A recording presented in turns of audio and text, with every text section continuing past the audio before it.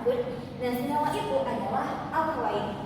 Jadi kali ini kami akan membahas tentang apa itu senyawa alkaloid, seperti itu. Simak pembahasan kami ya.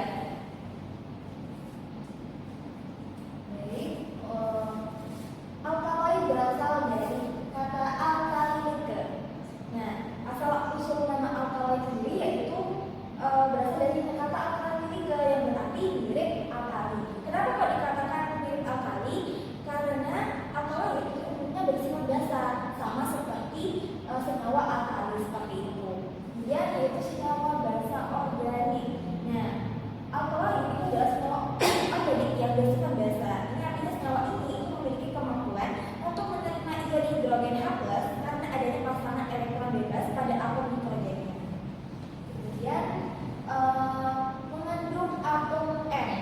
Nah, atom N yang dimaksud itu adalah atom nitrogen. Di mana atom nitrogen ini merupakan ciri khas dari alkaloid, yang mana merupakan bagian dari cincin heterosiklik, yaitu cincin yang mengandung atom selain karbon. Yang berasal dari asam amino. Nah, alkaloid ini berasal dari asam amino, salah satu unit pembantu protein. Namun tidak semua alkaloid sebenarnya berasal dari asam amino. Kemudian dia memiliki aktivitas farmakologis dalam kadar rendah. Apa sih aktivitas farmakologis? Aktivitas farmakologis itu senyawa yang dapat berinteraksi dengan tubuh makhluk hidup lainnya dan menimbulkan efek tertentu. Nah, efek ini itu bisa berupa efek pengobatan, stimulan, atau bahkan racun, seperti itu. Kemudian senyawa ini terdiri atas karbon, hidrogen, dan nitrogen. Sebagian besar di antaranya mengandung oksigen. Sesuai dengan namanya yang mirip dengan alkali, yang tadi ya, alkali itu sesuai dasar dikarenakan adanya sepasang elektron bebas yang dimiliki oleh nitrogen sehingga dapat menggabungkan sepasang elektronnya. Akan tetapi tidak semua senyawa yang mengandung atom N adalah alkaloid. Contohnya asam amino dan iridin. Kemudian kegunaan alkaloid. Yang pertama, alkaloid itu sebagai racun dalam melindungi tanaman dari binatang dan serangga. Nah, maksudnya apa? Alkaloid itu seringkali bersifat racun bagi hewan dan serangga. Ini merupakan mekanisme pertahanan diri alami tanaman untuk mencegah hewan herbivora untuk memakannya. Dengan adanya alkaloid ini, tanaman menjadi kurang menarik bagi hewan memakan tumbuhan. Kemudian yang gunaan yang kedua yaitu sebagai penetral racun untuk diri sendiri.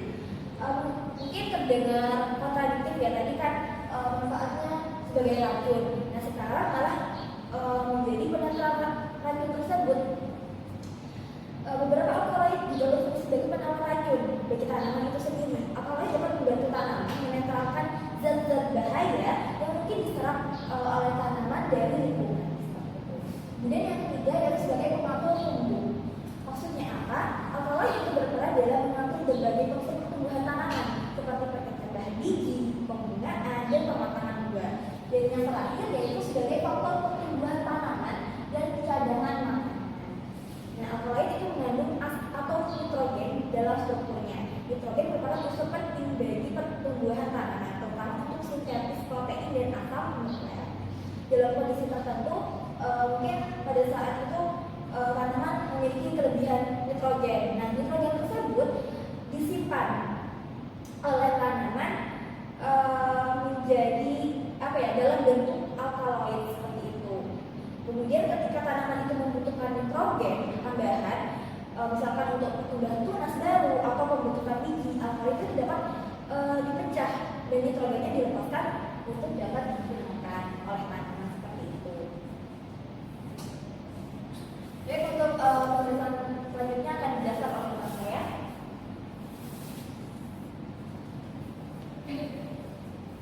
Baik, selanjutnya alkaloid itu memiliki beberapa sifat. Yang pertama yaitu sifat fisika, di mana umumnya alkaloid itu memiliki satu atom N, meskipun ada beberapa yang memiliki lebih dari satu atom N atau nitrogen. Contohnya yaitu R-glutamin yang memiliki 5 atom nitrogen. Kemudian yang kedua, kebanyakan alkaloid yang telah diisolasi berupa padatan kristal.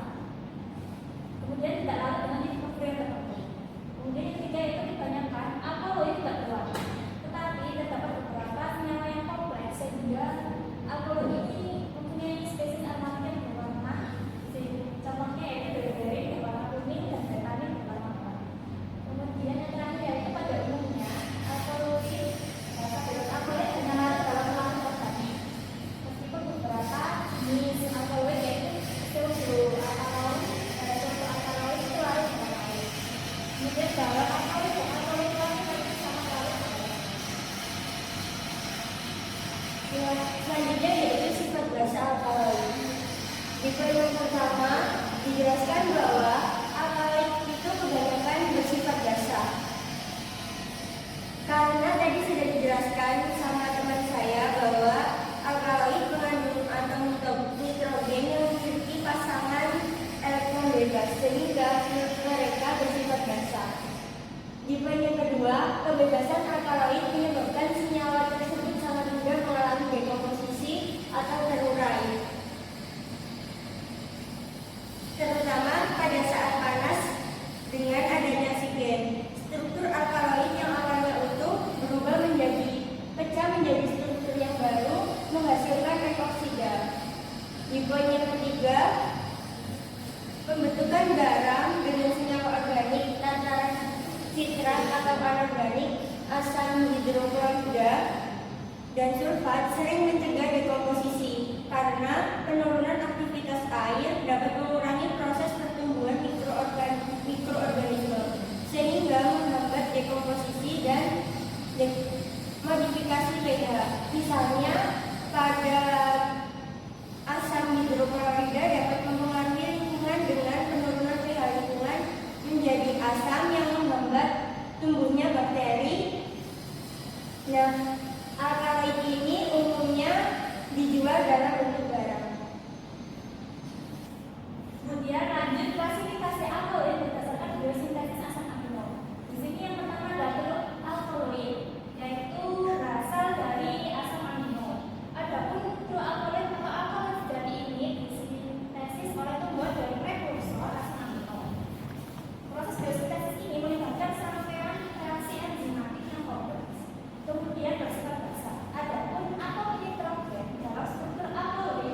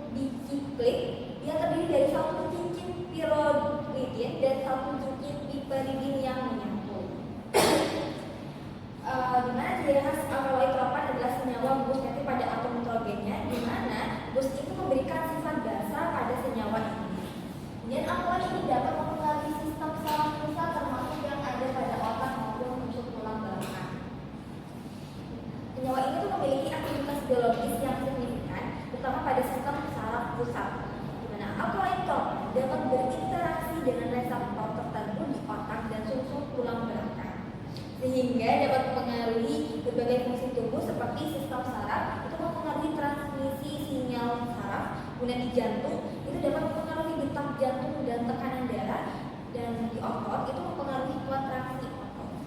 Kemudian contohnya yang termasuk dalam kelas ini adalah atropa Daradona yang digunakan sebagai tetes mata untuk melebarkan fungsi mata. Kemudian untuk klasifikasi selanjutnya ada alkaloid quinolik, di mana alkaloid quinolik itu adalah senyawa organik alami yang memiliki peran penting dalam dunia farmasi. Bukan salah ya kan ada di nyadar deh.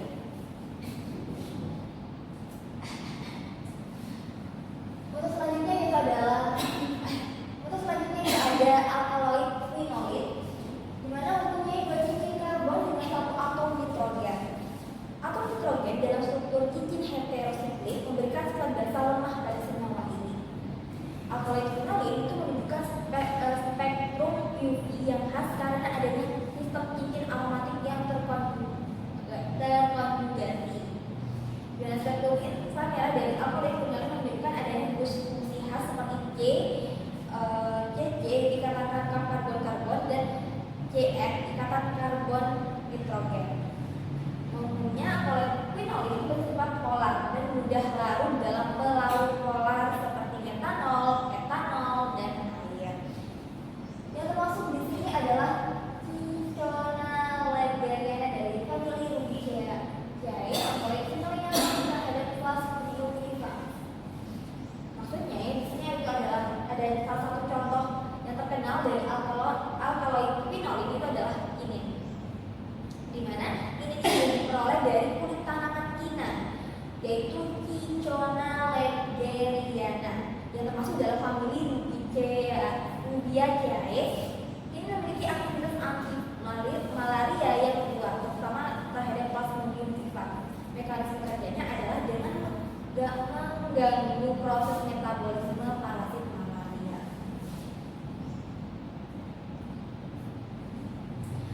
Untuk yang selanjutnya yaitu ada alkaloid isoquinolik, mempunyai dua cincin karbon, mengandung satu atom nitrogen. Struktur inti alkaloid isoquinolik itu terdiri dari dua cincin benzena yang menyatu membentuk struktur heterosiklik aromatik. Satu atom nitrogen terikat pada salah satu cincin benzena, memberikan karakter dasar pada senyawa ini. Berbagai gugus fungsi substituen dapat terikat pada kerangka dasar isoquinolik, memberikan variasi struktur dan sifat pada senyawa tubuhnya. Dan banyak ditemukan pada famili Fabaceae termasuk Lupinus atau Lupinus spp, Partium, Luceum, Tisus Trompanius, dan Sophora secondiflora. Alkaloid isoquinolik banyak ditemukan pada tumbuhan, terutama pada famili tadi Fabaceae, termasuk contoh tumbuhan yang mengandung alkaloid isoquinolik yaitu adalah yang pertama tadi kan Lupinus atau Lupinus spp, di mana jenis tanaman yang mencakup berbagai jenis mungkin. Kemudian ada tadi Partium Luceum, itu semak yang dikenal sebagai Spanish broom. Kemudian ada Citisus scolarius, itu semak yang juga dikenal dengan Spruce broom. Dan Sophora secondiflora itu pohon yang menghasilkan biji dengan kandungan alkaloid yang tinggi. Lanjut. Dari selanjutnya yaitu ada alkaloid indol, di mana karakteristiknya itu mempunyai dua cincin karbon dengan satu cincin indol. Alkaloid indol sendiri itu adalah senyawa organik yang mengandung nitrogen dan memiliki struktur inti bukan cincin indol, seperti yang tercantum pada PPT. Dan cincin indol ini itu terdiri dari dua cincin karbon yang menyatu, yaitu cincin benzena dan cincin pirol, dengan atom nitrogen berada pada cincin pirol. Kemudian ditemukan pada alkaloid erginate dan silocidin, di mana dikenal sebagai senyawa psikoaktif yang dapat menyebabkan halusinasi. Kemudian ada alkaloid reserpin dari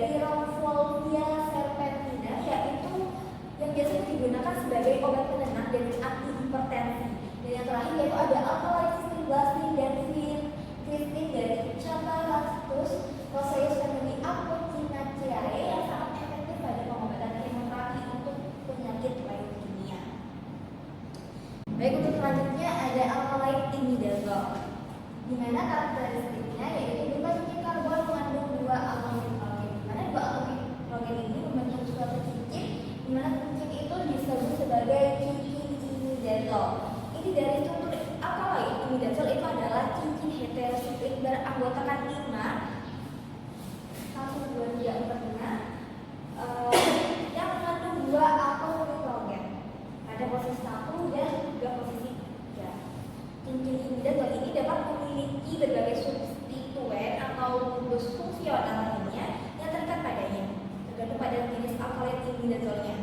Substituen ini dapat mempengaruhi sifat kimia dan fisik senyawa serta aktivitas biologisnya.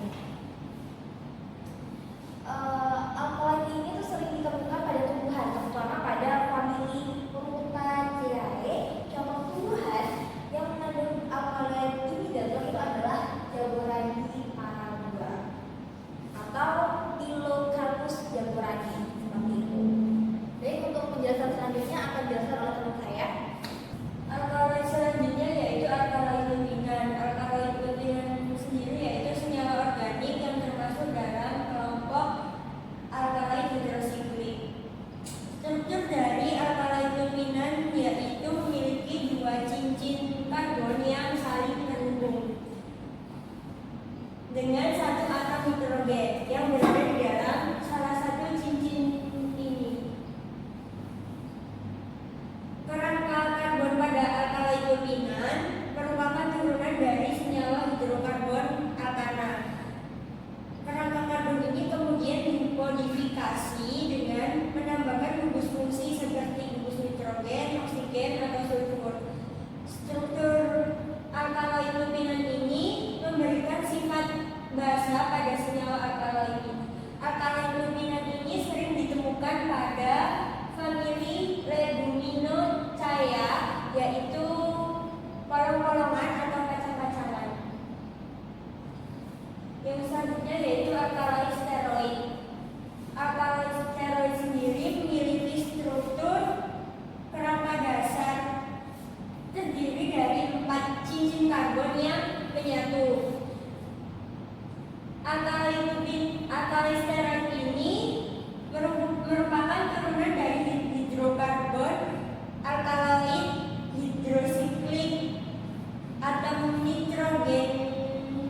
Pada alkaloid steroid ini biasanya terkait pada salah satu cincin ini memberikan karakteristik alkaloid.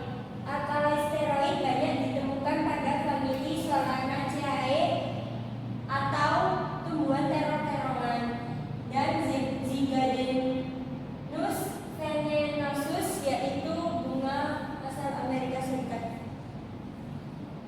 Yang selanjutnya yaitu alkaloid amina.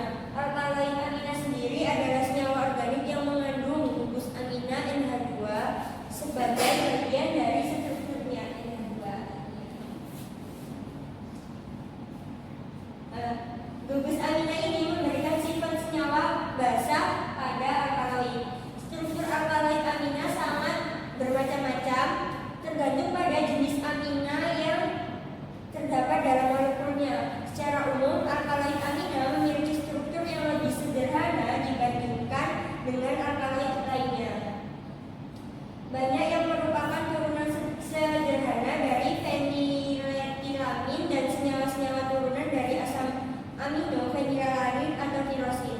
Alkaloid ini sering ditemukan pada tumbuhan Ephedra sinica famili Genetaceae, tanaman herbal yang digunakan oleh orang Cina dan India untuk mengobati demam dan lain-lain.